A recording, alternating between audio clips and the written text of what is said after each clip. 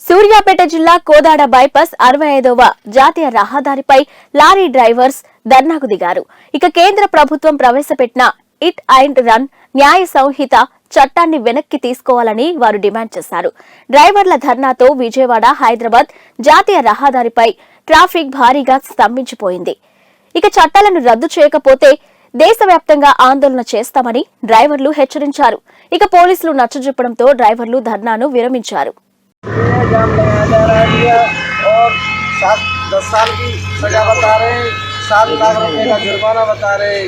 इसलिए भैया बहुत परेशानी हो रही है और जगह जगह बहुत दिक्कत आ रही है। ये हटाया जाए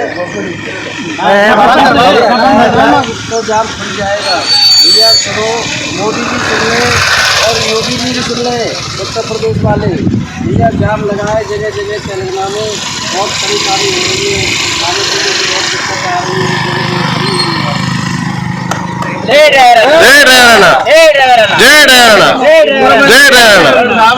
ప్రకటించిన విధి విధానాలు డ్రైవర్లు నష్టపోవడానికి చాలా విధంగా ఉన్నాయి.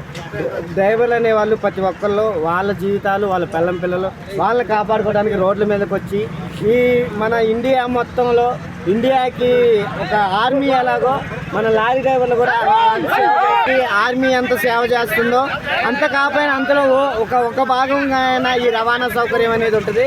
దీనికి కేంద్ర ప్రభుత్వం తప్పుడు ఆలోచనలతోనే కొన్ని విధి విధానాలు రాంగ్గా పెట్టింది. 7 లక్షల రూపాయలు యాక్సిడెంట్ అయితే 7 లక్షల రూపాయలు జైలు, 20 సంవత్సరాలు జైలు శిక్ష. అదే 7 లక్షలు అదే 10 సంవత్సరాలు జైలు శిక్ష, 7 లక్షల రూపాయలు అమౌంట్ కట్టాలా. అదే అమౌంట్ మా దగ్గర ఉంటే మేము లారీలకు ఎందుకు తిరుగుతాం? మా భార్య పిల్లల్ని దూరంగా వదిలేసి మేము ఎందుకు అలా వెళ్తాం? ఈ నిర్ణయాన్ని కేంద్ర ప్రభుత్వం వెనక్కి తీసుకోవాలని ఇలాంటి ధర్నాలు చేస్తున్న ప్రతి ఒక్క డ్రైవర్ రావాలి, వచ్చి ఈ ధర్నాన్ని విజయవంతంగా చేయాలని కోరుకుంటున్నాము. ఈరోజు మేము ఈ దేశం ఇలా ఉండడానికి కారణమైంది ఒక రవాణా మార్గం వల్ల ఇలా ఉంది. మనం తినడానికి ఫుడ్డు, బట్టలు, చెప్పులు, అవసరమైతే ఎమర్జెన్సీ మెడిసిన్స్ కూడా ఒక లారీ వల్ల రవాణా అవుతుందని మేము కోరుకుంటూ ఈరోజు ఈ సమ్మె చేసుకున్నాం. ఇలాంటి తప్పుడు నిర్ణయాలు కేంద్ర ప్రభుత్వం వెనక్కి తీసుకోవాలని ఈ డ్రైవర్ల సంక్షేమంలో అందరూ ధర్నా చేయడం జరుగుతుంది. ఇలాంటి నిర్ణయాలు కరెక్ట్ కావు.